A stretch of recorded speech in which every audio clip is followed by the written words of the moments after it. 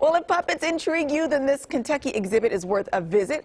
Cody and John are standing by to learn more about the world's only museum dedicated to ventriloquism. Yeah, you might not realize this about me, but I am an amateur ventriloquist, Okay. so I brought my friend Cody along to talk more about it. Say hi, Cody. Hi, Cody. Wow. I'm a real boy. Joining us right now, we have Lisa Sweezy to tell us all about this museum. It is absolutely fascinating. Right, John? That was fantastic performance art right there. That was amazing. Thank you very much. By the way, it'd be nice if John had warmed up his hand a little bit before he started this segment. Lisa, tell us about the history of this museum. It's absolutely fascinating. It really is, and I thank you so much, John and Cody, for having me on this morning. Van Haven started as a private collection in 1910, but just by one guy who was just very interested in ventriloquism, and so he collected dummies and puppets and ephemera and everything having to do with ventriloquism for more than 40 years, and then turned it into a nonprofit organization prior to his death, and it's been a tourist attraction since 1973. It is unbelievable. How many do we call them, dummies? How many dummies do we have? Well, we've got everything. We've got dummies. We've got the little toys that have been sold. We've got puppets. We've just kind of any name is fine. I love puppetry because, you know, I'm a puppet. That's why. So tell us a little bit about what kind of folks come to visit the museum. Are they puppeteers or just people that love puppetry? We get all kinds of people who visit. We do have an annual convention that draws hundreds of ventriloquists from around the world, so certainly we are the center of the world when it comes to ventriloquism. But what I get a lot of times during our touring season are people who are looking for that one-off thing to do. You know, what can I do here that I can't do anywhere else in the world? So most of my visitors are that type of person who've gone looking for the one-of-a-kind attractions, and we are definitely one of a kind.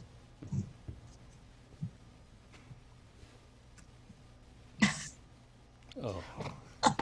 Just called me a big dummy. You just called me a big dummy. Isn't that nice? Now, this is exciting. You're moving into a new building, so we wanted to talk to you before you go into the new building, because the new building is going to be huge, and we were wondering if you would take us on a tour when you move into the new spot.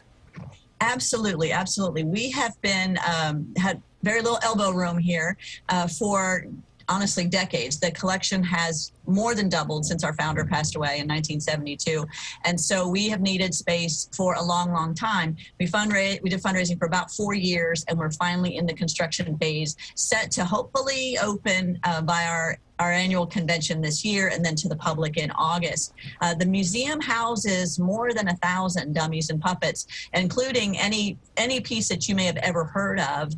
Those ventriloquists are also represented here. So Jeff Dunham is represented here, and Terry Fader, and Darcy Lynn Farmer, the little girl who won America's Got Talent, Edgar Bergen, and Paul Winchell, and all of those other ventriloquists as well. But it really is just a phenomenal thing to see. It's an extraordinary place. I brought in some pieces. Right now, of course, nothing is on display, but I did bring in, let's see if I go to the right way. This one here is belonged to Don Messick. He voiced Scooby-Doo, and he was a ventriloquist before he worked for Hanna-Barbera cartoons. We've also got, I brought in some of the more classic pieces as well. One was our founder's favorite dummy, and then just some other samples of what we have. We also have a lot of soft puppets. Love it. Okay, so we're very excited. I can't wait for the new place to open up, and we'll contact you again so you can take us on a tour. I think that would be great. Thank you so much for having me out today. I really appreciate it. All right, thank you, and thank you to Cody as well. Say bye, Cody. Bye, Cody. Bye, Cody. Courtney? Thank you, gentlemen. I was actually going like this behind his back for some reason. It kind of tickles. I don't know why. You felt like it was necessary? Yeah. Ridiculous. Ridiculous. Colin